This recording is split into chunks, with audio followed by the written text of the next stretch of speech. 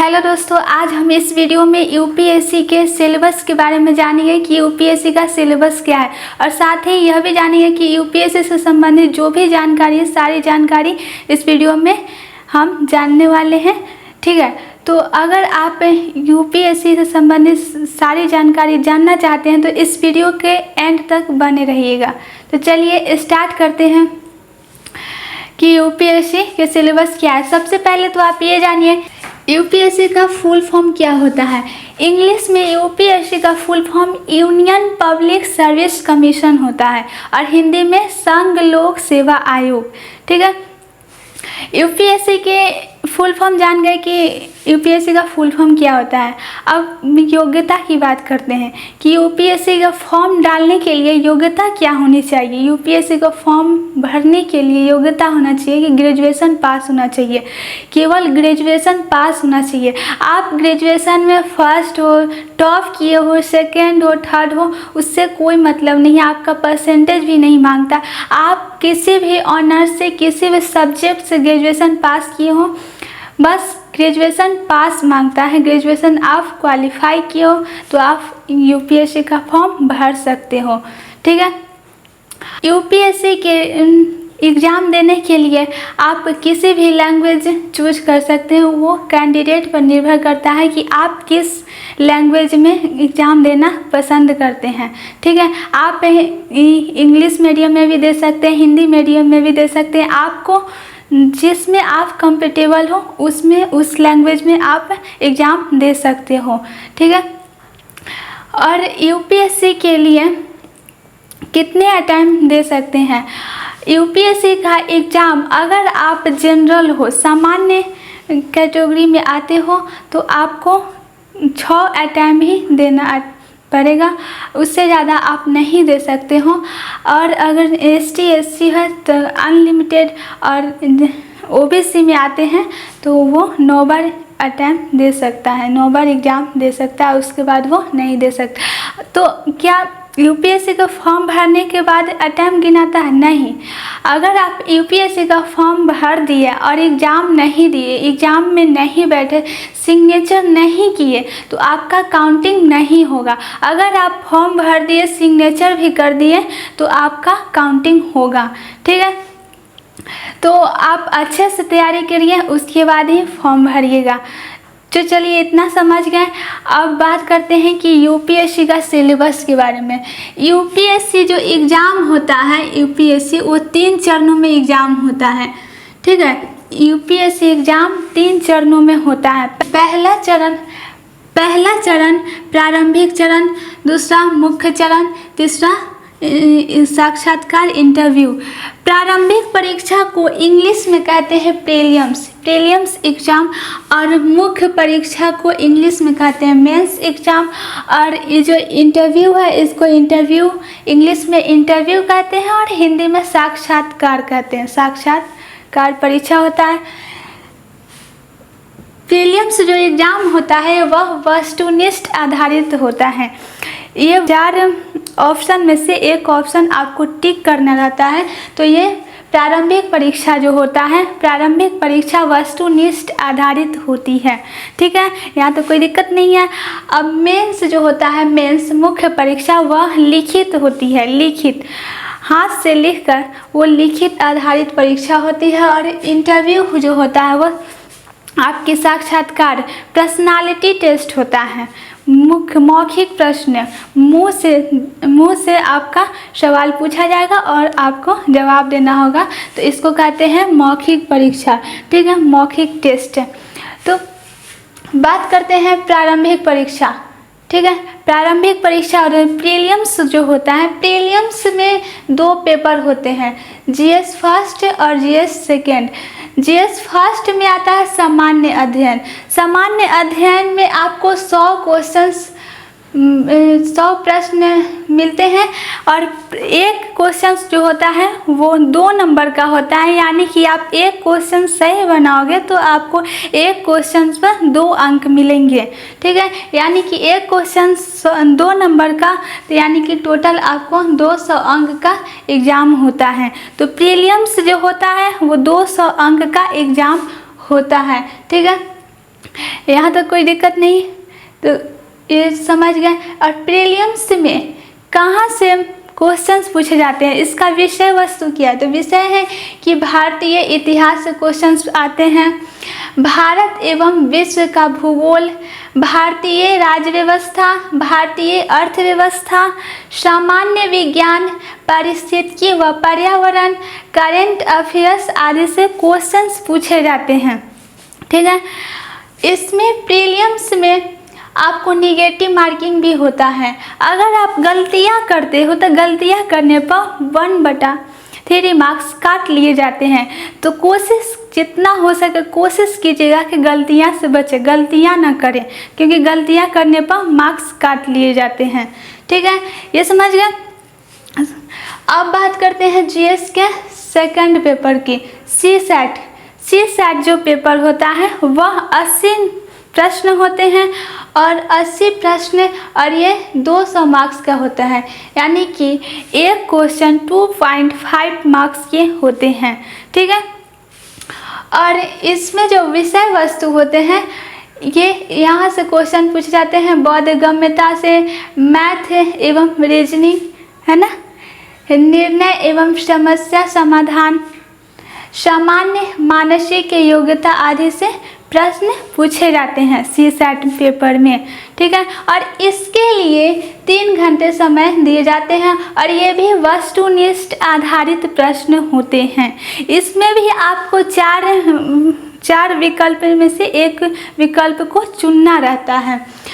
ये सिर्फ केवल क्वालिफाई पेपर है, इसको सिर्फ क्वालिफाई करना रहता है, यानी कि आपको 33% मार्क्स लाना रहता है। 33% मार्क्स लाते हैं तो आप क्वालिफाई कर जाओगे, यानी कि पास कर जाओगे। ठीक है, इसके लिए भी आपको 3 घंटे समय दिए जाते हैं, इसके लिए भी आपको 3 घंटे ही समय दिए जाते हैं। और एनसीईआरटी पढ़ना, सबसे मुख्य बात बता देते हैं कि अगर आप यूपीएससी की तैयारी करते हो तो एनसीईआरटी बहुत ज़रूरी है। अगर आप एनसीईआरटी पढ़ोगे, एनसीईआरटी पढ़ने से एक बेसिक आधार तैयार होता है, एकदम बेसिक कॉन्सेप्ट क्लियर होता है। तो यूपीएससी एनसीईआरटी पढ़ना बहुत ज़रूरी है यूपीएससी के लिए। ठीक है, अब प्रीलिम्स समझ गए, प्रीलिम्स के लिए कोई दिक्कत नहीं है, समझ में आया। अब मुख्य परीक्षा की बात करते हैं कि मुख्य परीक्षा में कितने पेपर होते हैं, यानी कि मेंस एग्जाम। मुख्य जो परीक्षा होते हैं उसमें 7 पेपर होते हैं। ठीक है, और 2 क्वालिफाई पेपर होते हैं, यानी कि ये जो 7 पेपर होते हैं इसी का आपको मार्क्स काउंटिंग होगा। ये 2 पेपर जो है क्वालिफाई पेपर, इसका आपको मार्क्स काउंटिंग नहीं होगा, यानी कि आपको इस पर सिर्फ पास करना रहेगा। अगर आप इसमें पासिंग मार्क्स नहीं लाते हो तो आपको फेल घोषित कर दिया जाएगा। ठीक है, तो 7 पेपर होते हैं, तो कौन कौन होते हैं? पहला पेपर होता है निबंध का, दूसरा जीएस में 4 पेपर आते हैं। ठीक है, और एक वैकल्पिक विषय होता है, वैकल्पिक विषय में 2 पेपर होते हैं, और क्वालिफाई पेपर में 2 पेपर होते हैं। ठीक है, तो अभी बात करते हैं निबंध की। निबंध जो होता है इसके लिए आपको 250 अंक का निबंध होता है। निबंध पेपर में निबंध को 2 खंडों में बांटा गया है, ए और बी खंड होते हैं निबंध में। तो ए में होता है 4 क्वेश्चन देते हैं, खंड ए जो है उसमें 4 क्वेश्चन दिया रहता है, और उसमें से एक क्वेश्चन को आपको लिखना रहता है। ठीक है, एक क्वेश्चन पर निबंध लिखना रहता है, और एक जो क्वेश्चन होता है वो 125 नंबर का होता है, और दूसरा भी खंड बी भी होता है, उसमें भी 4 क्वेश्चन दिए रहते हैं, और उसमें से भी आपको एक क्वेश्चन लेकर लिखना रहता है, तो उसको भी 125 नंबर का होगा। तो 2 क्वेश्चन आपको निबंध में लिखने रहते हैं, यानी कि आपको निबंध में 2 क्वेश्चन लिखने रहते हैं, और इसका जो नंबर है इसके लिए आपको 250 अंक का निबंध होता है, यानी कि आपको 2200 से 2400 शब्द लिखने होते हैं निबंध में। इसके लिए आपको, अगर आप यूपीएससी का तैयारी करना चाहते हैं तो आपको लिखने की, आंसर राइटिंग लिखने की प्रैक्टिस कर देनी चाहिए, यानी कि शुरुआत कर देनी चाहिए, क्योंकि आप आंसर राइटिंग नहीं करोगे तो आप इतने शब्द नहीं लिख पाओगे। आंसर राइटिंग करना बहुत ज़रूरी है, ठीक है। अब ये समझ गए निबंध, समझ में आया। अब जीएस फोर्थ, जीएस की बात करें तो जीएस में 4 पेपर होते हैं, ठीक है। पहला पेपर होता है, इसके लिए भी आपको 250 अंक मिलते हैं, और इस निबंध में जो है इसके लिए भी आपको 3 घंटे समय दिए जाते हैं। 3 घंटे समय में आपको निबंध पेपर का एग्जाम होता है। इसके लिए भी जीएस फर्स्ट के लिए भी 3 घंटे समय निर्धारित है, और मार्क्स 250 अंक का होता है ये पेपर, ठीक है। इसमें जो विषय वस्तु है, कहाँ से क्वेश्चंस पूछे जाते हैं, इसका जो विषय है भारतीय विरासत और संस्कृति से क्वेश्चंस पूछे जाते हैं। फिर भारत एवं विश्व का इतिहास से क्वेश्चंस आता है। फिर भारत एवं विश्व का भूगोल, भारतीय समाज एवं सामाजिक मुद्दे से क्वेश्चंस पूछे जाते हैं। यानी कि जीएस फर्स्ट पेपर में आपको इतने विषय से क्वेश्चंस आते हैं, तो इतने विषय पढ़ना ज़रूरी है, ठीक है। और इसमें आपको 400 शब्द लिखने होते हैं, यानी कि 22 शब्द प्रति मिनट लिखना पड़ेगा। इसलिए आपको हाथ में स्पीड होना ज़रूरी है, लिखने की प्रैक्टिस कीजिए, ठीक है। ये समझ गए कि जीएस का जो फर्स्ट पेपर है इसमें क्या क्या होता है। जीएस के सेकंड पेपर की बात करें तो जीएस के सेकंड पेपर में भी आपको 3 घंटे समय दिए जाते हैं, और इसके लिए मार्क्स 250 है। इसके लिए भी मार्क्स 250 निर्धारित किया गया है, और समय 3 घंटा। और इसका विषय वस्तु की बात करें तो कहाँ से क्वेश्चंस पूछे जाते हैं, तो क्वेश्चंस आते हैं भारतीय राज्य व्यवस्था, सामाजिक एवं न्याय से क्वेश्चंस आते हैं, गवर्नेंस से क्वेश्चन आते हैं, अंतर्राष्ट्रीय संबंध से क्वेश्चन आते हैं। और इसमें भी आपको 4000 शब्द लिखने होते हैं, और इसके लिए भी आपको 3 घंटे ही समय दिए जाते हैं, ठीक है। तो ये समझें जीएस के सेकंड पेपर, ठीक है। यहाँ तक कोई दिक्कत नहीं होनी चाहिए। और जीएस के थर्ड पेपर की बात करें तो भारतीय अर्थव्यवस्था से क्वेश्चंस आते हैं, विज्ञान एवं प्रौद्योगिकी से क्वेश्चंस आते हैं, जैव विविधता, पर्यावरण एवं आपदा प्रबंधन से क्वेश्चंस आते हैं, अंतरिक्ष सुरक्षा से क्वेश्चंस पूछे जाते हैं। और ये भी पेपर होता है, इसके लिए भी अंक 250 निर्धारित है, और समय 3 घंटा, ठीक है। और इसमें भी आपको 4000 शब्द लिखने होते हैं, यानी कि जो प्रोसेस इसमें था सिर्फ चेंज हुआ है, विषय वस्तु चेंज है, बाकी 4000 शब्द, 250 अंक मिलते हैं, और 3 घंटे समय, 3 घंटे टाइम मिलता है एग्जाम का, ठीक है। जीएस के फोर्थ पेपर की अगर बात करें तो जीएस के फोर्थ पेपर में इथिक्स से क्वेश्चंस पूछे जाते हैं। इथिक्स में नीति शास्त्र, सत्यनिष्ठा और अभिरुचि से क्वेश्चंस आते हैं, ठीक है। और नीति शास्त्र और सत्यनिष्ठा और अभिरुचि को, इस इथिक्स को दो खंडों में बांटा गया है। इसमें टोटल 12 प्रश्न होते हैं, और इसको 2 खंडों में बांटा गया है। पहला खंड ए, ठीक है, पहला खंड ए और दूसरा खंड बी। पहला खंड ए में कुल 6 प्रश्न होते हैं। इसमें 6 प्रश्नों को 5 जो प्रश्न होते हैं, 5 प्रश्नों को 2 भागों में बांटा गया है, ए और बी, ठीक है। और जो 1 प्रश्न है, एक प्रश्न को 3 भागों में बांटा गया रहता है, ए बी सी, ठीक है।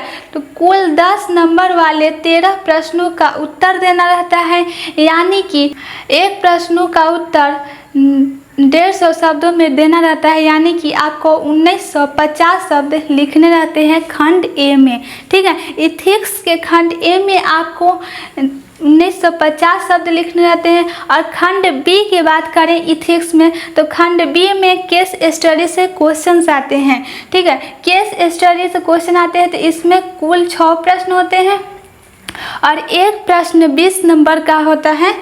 तो टोटल आपको 120 अंक के क्वेश्चंस पूछे जाते हैं, और एक क्वेश्चन को 250 शब्द में उत्तर देना रहता है, यानी कि आपको 1500 शब्द खंड बी में लिखने रहते हैं। ठीक है, तो टोटल हम बात करें टोटल शब्दों की, तो टोटल शब्द आपको 3450 शब्द लिखने होते हैं इथिक्स में। और एक और बात, आप यूपीएससी की तैयारी करते हैं तो इंटरनेशनल करंट अफेयर्स जानना बहुत ज़रूरी है। करंट अफेयर्स से भी क्वेश्चंस आते हैं, न्यूज़पेपर पढ़ना बहुत ज़रूरी है। ठीक है, अब ये समझिए, समझ में आया? ये समझ गए। अब है वैकल्पिक विषय की। वैकल्पिक विषय आप कुछ भी ले सकते हो जिसमें आपका इंटरेस्ट हो। किसी के भावनाओं में आकर मत लीजिएगा। आपको जिस विषय में अच्छा लगता हो, जो भी विषय अच्छा लगता हो, जिसमें आपका इंटरेस्ट हो, आप कर सकते हो, वो आप ले सकते हो। ठीक है, वो विषय का चयन कर सकते हो। तो वैकल्पिक विषय जो होता है, वैकल्पिक विषय में 2 पेपर होते हैं। ठीक है, और एक पेपर में आपको 250 अंक का पेपर होता है, एक पेपर 250 अंक का होता है।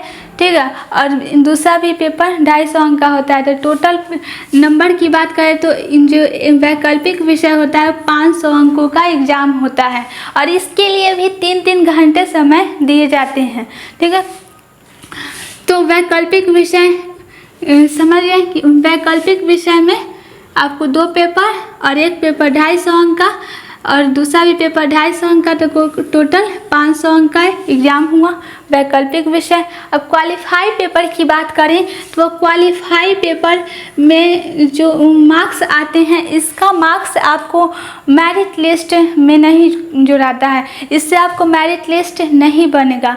ठीक है, क्वालिफाई पेपर को सिर्फ पास करना रहता है, क्वालिफाई करना रहता है। इसको 2 भागों में विभाजित किया गया है। ठीक है, पहला इंग्लिश और दूसरा हिंदी। इंग्लिश जो पेपर होता है 300 अंक का होता है, दूसरा हिंदी भी 300 अंक का होता है।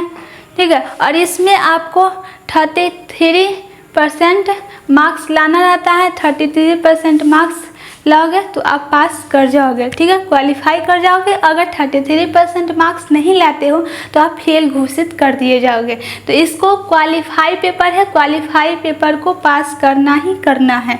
ठीक है, तो अगर आप इतने पेपर को पास करते हो तब आप इंटरव्यू में जाते हो, साक्षात्कार जिसे कहते हैं। ठीक है, इंटरव्यू में आपको मौखिक टेस्ट होता है। ठीक है, मौखिक टेस्ट साक्षात्कार यानी कि पर्सनालिटी टेस्ट होता है। आपको एक अधिकारी बनाया जाता है, क्या आप अधिकारी बनने योग्य हो या नहीं, इसकी जांच किया जाता है। तो ये इंटरव्यू जो होता है वह 275 अंक का होता है। ठीक है, इंटरव्यू 275 अंक का होता है। समझ में आया?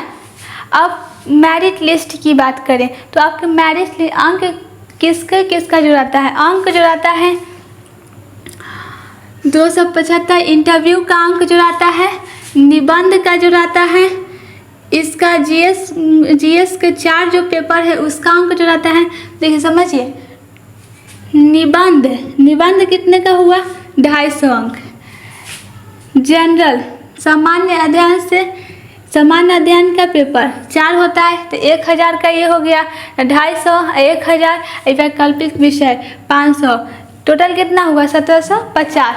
और ये इंटरव्यू 275, यानी कि टोटल अंकों की हम बात करें तो टोटल अंक आपको यूपीएससी 2025 अंक का एग्ज़ाम लेती है। ठीक है, तो अच्छे से समझ में आ गया होगा। अगर आपको किसी भी प्रकार को अभी भी डाउट है तो आप कमेंट सेक्शन में, कमेंट बॉक्स में आप अपना डाउट पूछ सकते हैं।